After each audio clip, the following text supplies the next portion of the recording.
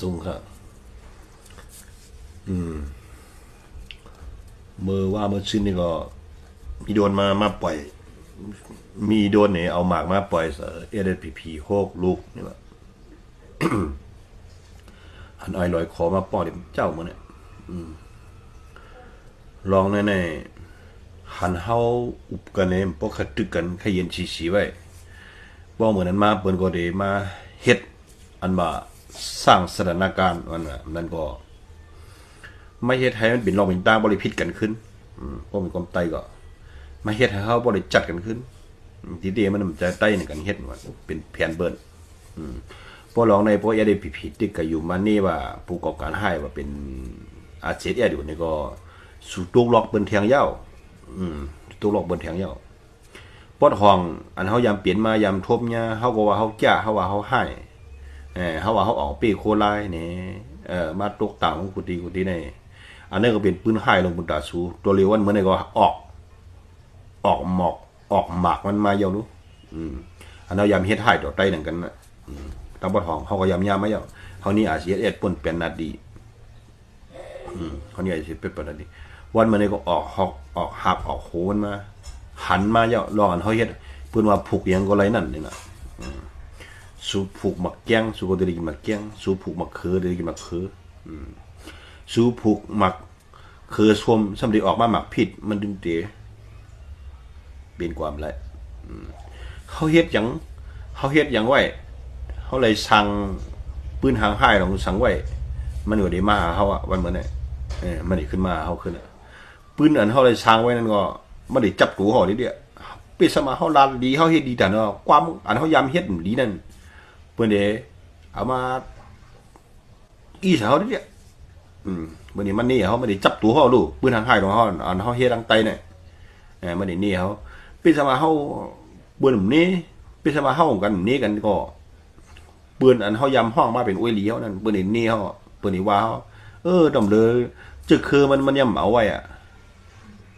วันนี้จึกคือมันป่วนเปลี่ยนนาทีวันมื้อนี้มันนี่เฮาแทงอินมาพอเฮาใหญ่ขึ้นมาอุบขึ้นมาแทงอินเนี่ยมันดินนี่เฮาว่ามาหิมเมืองมันโป้เหมือนในกวนจังได๋เฮาอย่าเปียวไว้เนี่ยเปิ้นอันอวยหลีเฮาเปิ้นได้วนเนาะอันนี้ก็เหมือนจังมีโจรก็จนปั่นเงินได้เนาะด้วยแหละ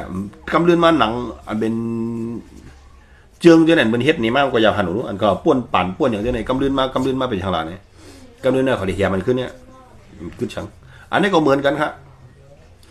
เหมือนถ้าเฮากับห้องมาเอาเมืองใต้เฮาปั่นเปิ้น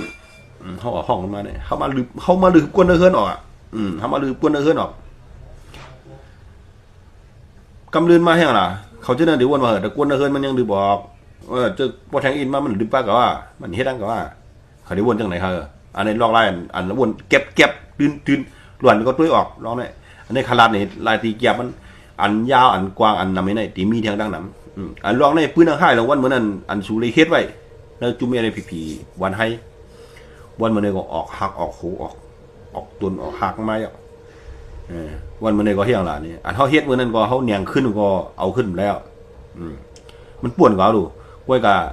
ก็อีได้ลืมต้องกึมก็ล่มนี่น่ะจะชมหายไม้จับตอบแตนไปเฮ็ดเก็บนี่ต้องไว้แลเก็บอยู่ที่ใดใจอยู่ที่นั่นว่าน่ะกวนอันเฮ็ดได้มันได้ป่วนกว่าเยอะก้อยก็กวนอันยาเฮ็ดมันไปลืมกำไรกวนเฮามาเฮ็ดคือเอาขึ้นนั่นก็เขาไปลืมละเขาได้เกี่ยวกับเป็นตอนสอนตาตัวเพราะว่าวันนึงมามันได้ขึ้นเฮ็ดทางเฮาคือจังไหนต่อพี่น้องมันยังเฮ็ดได้ขึ้นเลยเพิ่นได้วนจังได๋ดอกสูอันปลองคำสั่งกินสูออกลิออกสังวางสูขางวางขางก็ออกลิกำปลองออกลิวางเฮาดิๆมานั่นน่ะอ้วนน่ะขางก็ว่าลูว่าอาชีพเฮ็ดกับASPPนี่มันตึกมันนั่นน่ะเฮ็ดสังไปเฮาจุ่มลูกขึ้นนี่ก็นี่ก็ปลอมไม้วางสุดท้ายพวกเหมือนในลูกหักนาใส่คล้องว่าเหมือนนี่เฮ็ดทางด้านหนังหือบ่ได้แข็งแข็งขึ้นมาหนังหือบ่ได้กวนมือบ่ได้ยุ่มยำขึ้นมานี่เฮาดูสักแบบเฮาดูเฮ็ดให้เพิ่นหันเฮาดูให้เพิ่นหันคือกวนมือเฮาบ่ได้ยุ่มยำน้ำเจ้าคือนั่นบ่ได้อุ้มในปากคนบ่กับกันต้อนั่นก็ไกวแทง